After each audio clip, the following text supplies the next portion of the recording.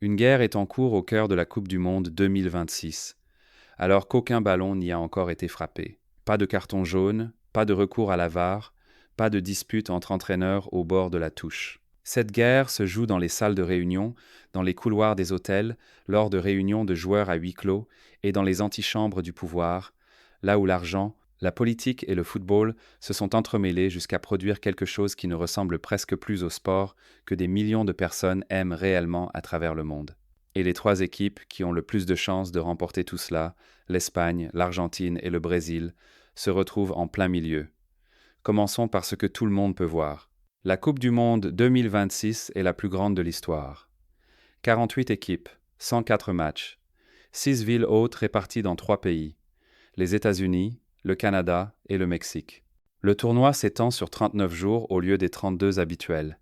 Pour une équipe qui irait jusqu'en finale, cela signifie 8 victoires au lieu de 7. Un match de plus. Sur le papier, cela paraît simple. Mais ce match supplémentaire peut faire toute la différence entre survivre à une Coupe du Monde et se faire broyer par elle. La chaleur, à elle seule, devait déjà peser lourd.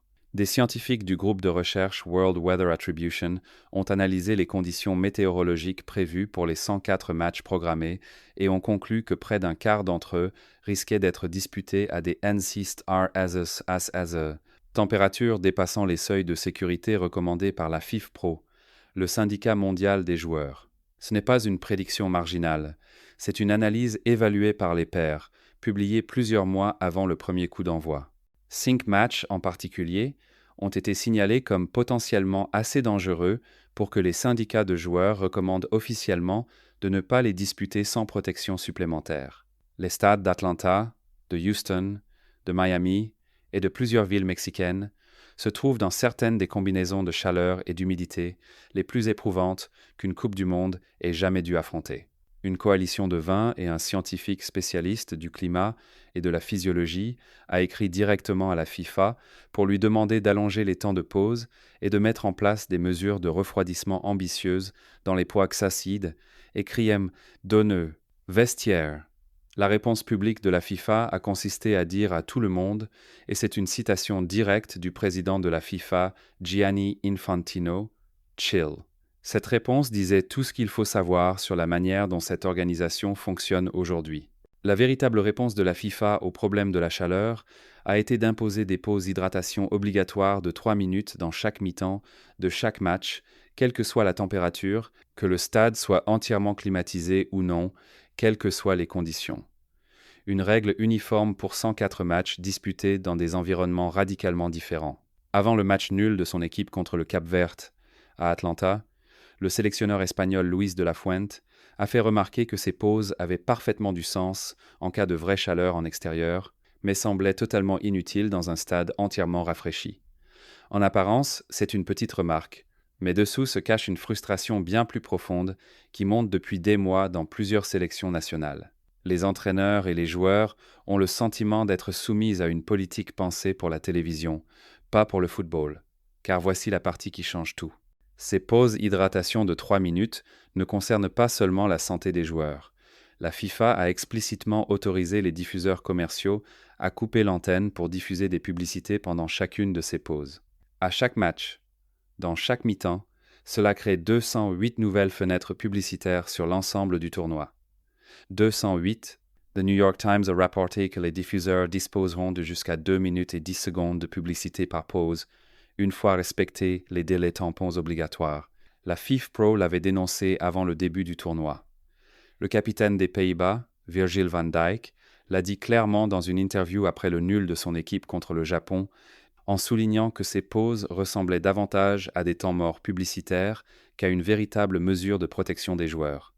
Que la FIFA ait voulu cette perception ou non, la réalité est que les pauses hydratation de la Coupe du Monde 2026 fonctionnent comme des coupures publicitaires dans le football américain, des arrêts structurés, prévus dans chaque match, qui génèrent des revenus pour les diffuseurs et les sponsors, qu'ils fassent dangereusement chaud sur le terrain ou non. Selon plusieurs médias, dont Fortune et The Athletic, cette décision a ouvert une source de revenus de plusieurs millions de dollars qui n'avait jamais existé auparavant dans l'histoire de la Coupe du Monde. La FIFA a vendu les droits de diffusion à des chaînes privées dans le monde entier, et toutes ont désormais la possibilité de monétiser ces pauses. Ce n'est pas de la protection des joueurs, c'est une refonte du produit. C'est dans ce monde que l'Espagne, l'Argentine et le Brésil tentent de gagner un titre mondial. L'Espagne est arrivée dans ce tournoi comme numéro 1 mondial. L'Argentine est arrivée en championne en titre avec Lionel Messi, 8 fois Ballon d'Or, lancé dans ce que tout le monde comprend comme sa dernière Coupe du Monde. Le Brésil est arrivé avec une nouvelle identité sous Carlo Ancelotti et une pression immense, après plus de 2 décennies sans titre. Les 3 équipes ont tout à jouer. Et toutes les 3 ont déjà ressenti les exigences de ce tournoi d'une manière que les Coupes du Monde précédentes n'avaient jamais imposée. Messi a rejoint le rassemblement en s'entraînant à part du groupe argentin, après avoir souffert d'une fatigue musculaire lors des derniers matchs de l'Inter Miami avant la trêve liée à la Coupe du Monde. Le club a confirmé qu'il s'agissait d'un problème de fatigue et non d'une lésion structurelle, mais la Fédération argentine de football a dû clarifier publiquement son état avant même qu'un seul match de phase de groupe ait été disputé. Voilà à quel point la marge est déjà étroite. Avant le tournoi, le sélectionneur argentin Lionel Scaloni a clairement indiqué que Messi n'était pas le seul sujet d'inquiétude physique dans son groupe. La charge accumulée par ses joueurs au cours d'une saison de club brutale, prolongée jusqu'au cœur de la fin du printemps, a laissé plusieurs membres du groupe argentin gérer un certain niveau de tension physique au moment d'entrer dans le tournoi. La situation du Brésil était, si possible, encore pire, avant même son arrivée. Estevao a été forfait avant le début du tournoi. Rodrigo a été écarté pour le reste de l'année à cause d'une rupture du ligament croisé antérieur, une blessure contractée durant la fin de saison éprouvante du Real Madrid, quelques semaines seulement, avant l'ouverture de la Coupe du Monde. Le Brésil est entré dans ce tournoi privé d'éléments offensifs importants, non pas à cause de ce qui s'était passé pendant la Coupe du Monde, mais parce que le calendrier qui l'a précédé avait déjà provoqué de vrais dégâts. Les recherches de la FIFPro sur la Coupe du Monde 2022 ont montré que 44% des joueurs avaient signalé une fatigue physique accrue et que 53% se sentaient exposés à un risque de blessure plus élevé pendant la fenêtre du tournoi. Le problème structurel était déjà documenté. Le format 2026 litres a aggravé. Le défi de l'Espagne est différent, mais tout aussi réel. Son effectif regorge de joueurs qui viennent de terminer une saison européenne extrêmement exigeante. Des joueurs de Liga, de Premier League, de Serie A, tous passés par les compétitions nationales, les soirées européennes et les qualifications en sélection avant d'arriver ici, avec presque aucune véritable fenêtre de récupération. Avant ce tournoi, la FIFA avait convenu avec le syndicat des joueurs que ceux-ci devraient bénéficier d'au moins 72 heures de repos entre les matchs et d'au moins 20 et un jour de congé à la fin de chaque saison. L'accord existe sur le papier. Savoir s'il s'est traduit par un repos réel pour des joueurs évoluant dans des clubs qui disputent 60 matchs ou plus par an est une toute autre question. Et c'est là que la dimension politique de la Coupe du Monde 2026 commence à compter d'une manière qui dépasse largement les plaintes sur le calendrier. L'homme qui dirige la FIFA, Gianni Infantino, a passé ces dernières années à prendre des décisions qui ont remodelé ce qu'est réellement cette organisation. Certaines de ces décisions concernent le football. La plupart concernent toute autre chose. Le journaliste sportif français Simon Bolelli a publié cette année un livre intitulé « FIFA Connexion, enquête sur le système Infantino », dans lequel il décrit une organisation construite autour de la loyauté personnelle, avec les versements financiers de la FIFA aux fédérations nationales, chacune disposant d'une seule voix pour l'élection du président de la FIFA, servant de mécanisme pour maintenir la contestation dans le silence. Les 211 pays membres votent pour le président de la FIFA, qu'il s'agisse de la Chine ou des Samoa. Les critiques affirment que ce système rend toute réforme structurelle quasiment impossible de l'intérieur. Un responsable de fédération nationale mécontent, cité par Fortune, a résumé la situation sans détour. C'est, selon lui, une véritable coterie dirigée par des élites. L'histoire politique la plus profonde concerne la relation d'Infantino avec l'administration Trump. Infantino a qualifié Donald Trump d'ami proche et a décrit à plusieurs reprises leur relation comme absolument essentielle au succès de cette Coupe du Monde. La FIFA a ouvert un nouveau bureau dans la Trump Tower, à New York. Infantino s'est rendu plusieurs fois dans le bureau ovale. Lors du tirage au sort de la Coupe du monde organisée à Washington en décembre 2025, Infantino a remis à Trump ce qui a été officiellement présenté comme un prix de la paix de la FIFA pour son engagement indéfectible en faveur de la paix et de l'unité dans le monde. Plusieurs grands journalistes de football et organisations médiatiques ont décrit ce moment comme l'une des démonstrations de servilité les plus embarrassantes jamais offertes par une grande organisation sportive à l'époque moderne. Le monde a parlé d'une farce. Le Guardian est allé plus loin, décrivant Infantino comme ayant placé la FIFA dans un alignement direct avec la gouvernance de Trump, non pas seulement comme invitée, mais comme participante au message politique. Cela compte pour le tournoi parce que les conséquences sont concrètes. L'alignement de la FIFA sur l'administration Trump a été cité en lien avec un scandale de visa qui a empêché l'un des meilleurs arbitres africains d'entrer aux États-Unis pour officier pendant la Coupe du Monde. Les détails complets de cette affaire n'ont pas été officiellement confirmés par la FIFA, mais plusieurs médias européens l'ont décrite comme directement liée au climat politique entourant l'application des règles migratoires et la politique américaine des visas durant le second mandat de Trump. Des dizaines de maires et de responsables locaux s'étaient déjà réunis à Washington en janvier de cette année, saisis par la colère face aux opérations fédérales de contrôle migratoire, y compris les morts de 2 citoyens américains à Minneapolis, et inquiets du signal envoyé au monde par un pays censé accueillir un tournoi célébrant l'unité mondiale. Une inquiétude bipartisane au sujet de la FIFA et d'Infantino a été documentée par l'Associated Press quelques semaines seulement avant l'ouverture du tournoi, avec le représentant républicain Darren LaHood, élu de l'Illinois et président du Congressional Soccer Caucus, reconnaissant qu'Infantino était, selon ses propres mots, en train de faire le travail qu'il devait faire pour cultiver ses relations avec l'administration Trump. Ce n'est pas la citation d'un critique, c'est un partisan qui présente une accommodation comme une nécessité. Le cas de l'Iran est une histoire à part entière. La participation de l'Iran au tournoi est devenue l'un des points de tension auxquels Infantino a répondu directement lors de sa conférence de presse d'avant-tournoi en juin, qui a commencé par un discours de 35 minutes, avant une période limitée de questions.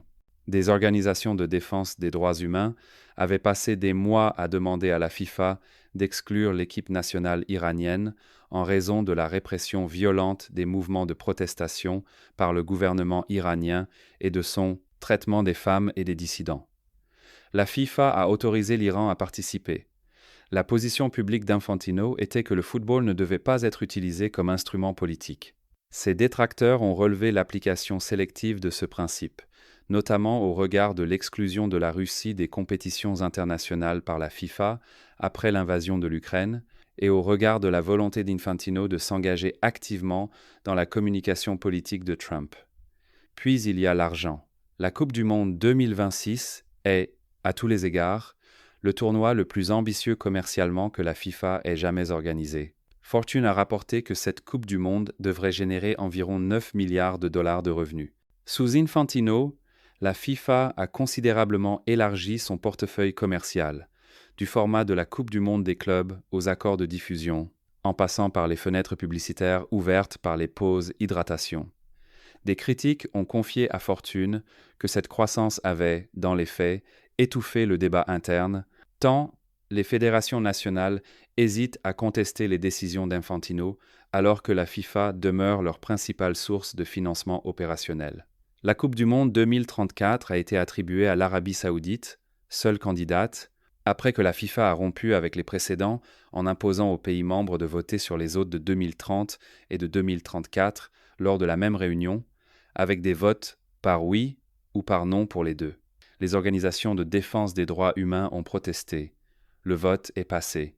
La relation de l'Arabie saoudite avec le prince héritier Mohammed Ben Salman, avec lequel Infantino a conservé des liens étroits, est restée une partie non examinée de ce processus.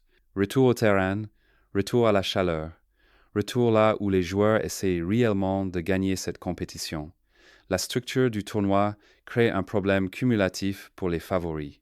Une présence en quart de finale pour l'Espagne, l'Argentine ou le Brésil signifie jouer 5 matchs en environ 3 semaines, avec des périodes de récupération comprimées entre des villes qui peuvent être distantes de plusieurs centaines de kilomètres, parfois de plus de 1000 kilomètres, dans des conditions météorologiques totalement différentes.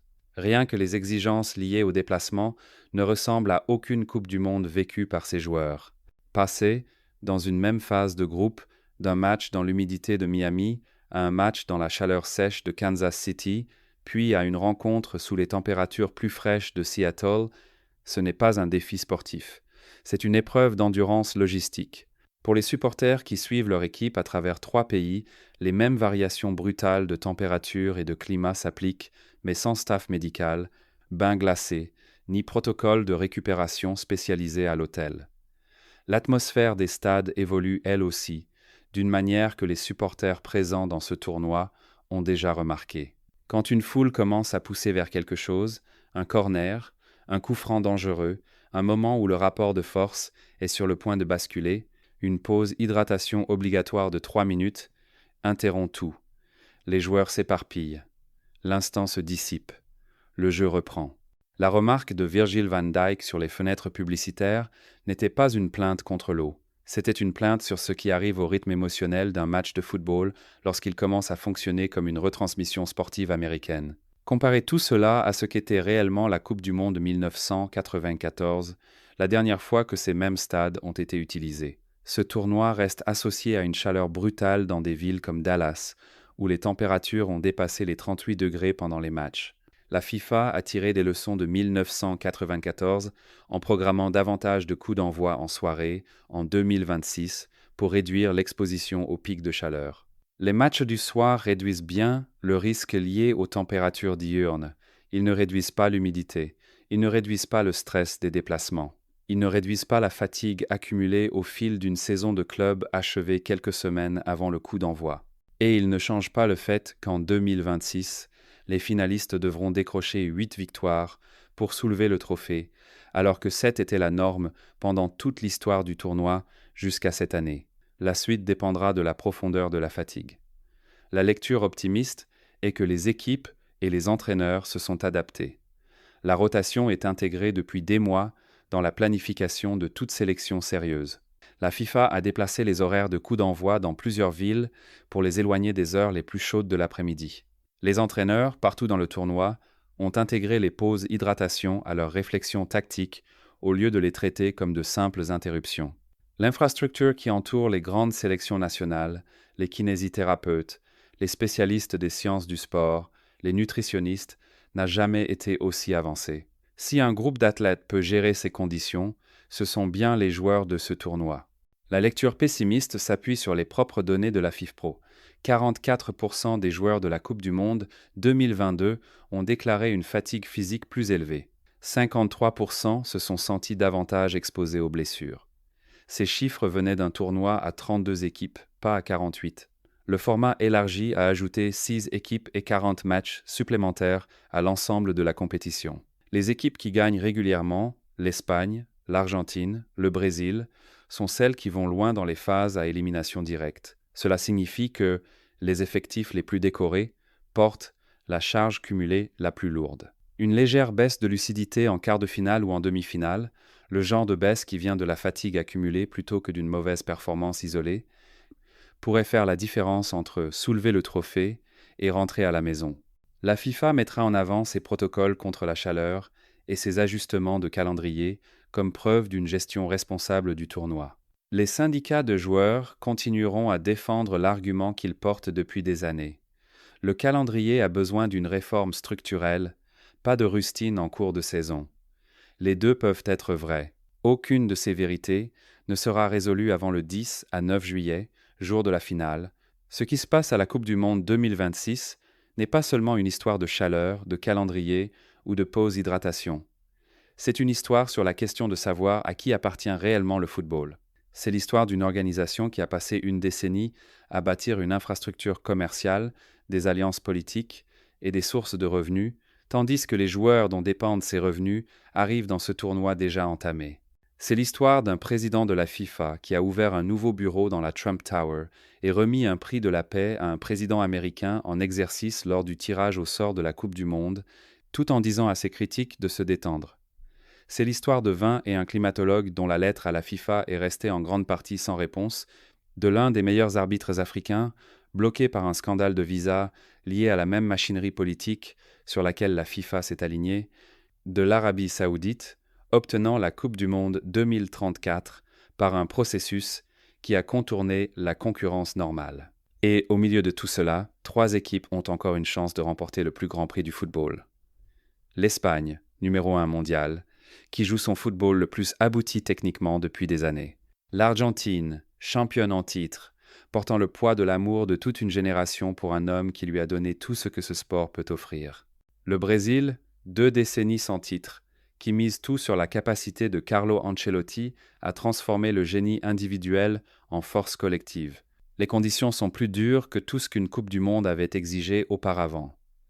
La route vers la finale est plus longue. Le bruit politique autour de ce tournoi est plus fort. Et les enjeux, pour les joueurs, pour les supporters et pour le sport lui-même, ne pourraient pas être plus élevés.